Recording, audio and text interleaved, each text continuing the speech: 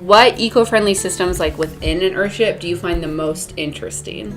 So the thing about Earthships is that, well, like, to start off with, like, that idea that they can't be for everyone, that people aren't going to move them. Mm-hmm. The really interesting part of it is when you're inside of it, like, there are certain parts of it that are definitely like, oh, this isn't a normal house, but a lot of it is really just like normal functional stuff with a little bit of a twist. So like the traditionally an Earthship will have, like, it will get most of its water from, like, collected rainwater. A true Earthship doesn't have a well drilled at all or any piping from the house. Oh, I thought that, like, you could choose. And like, technically you can, but in, like, the purest sense, an Earthship will be like an Orthodox Earthship. Yes, an Orthodox Earthship. Yeah, it'll be entirely self-sustaining, pretty much. Cool. So I think that's a system, like, I think the idea behind that idea of, like, conserving water and being very conscious of your consumption, and I think that really is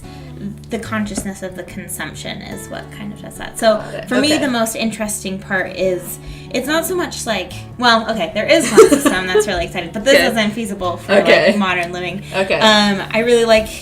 So you'll use your water. You'll first use it in, like, a potable sense, so for, like, drinking water, and then after it's past that marker, like you used it for dishes or something, it's then continued through the system until it's used for things that don't need to be potable, like toilet water or, like, cleaning stuff. And then after that, it's flushed out of the house into basically a garden full of plants. Yes, okay, so that was, like, one of the things that, like, when I first read, I was like, this is the one thing that I don't feel like I would do, and that's grow a garden from my poop. Yeah.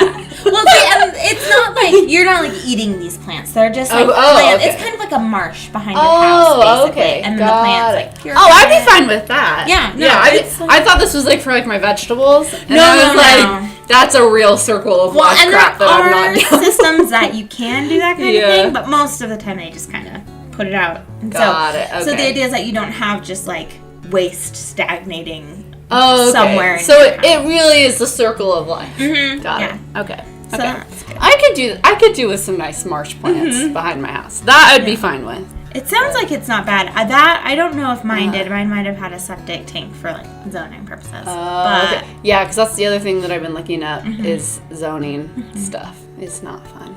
Yeah.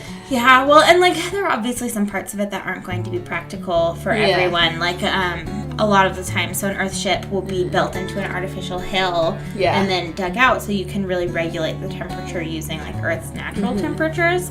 Yeah, geothermal heating, right?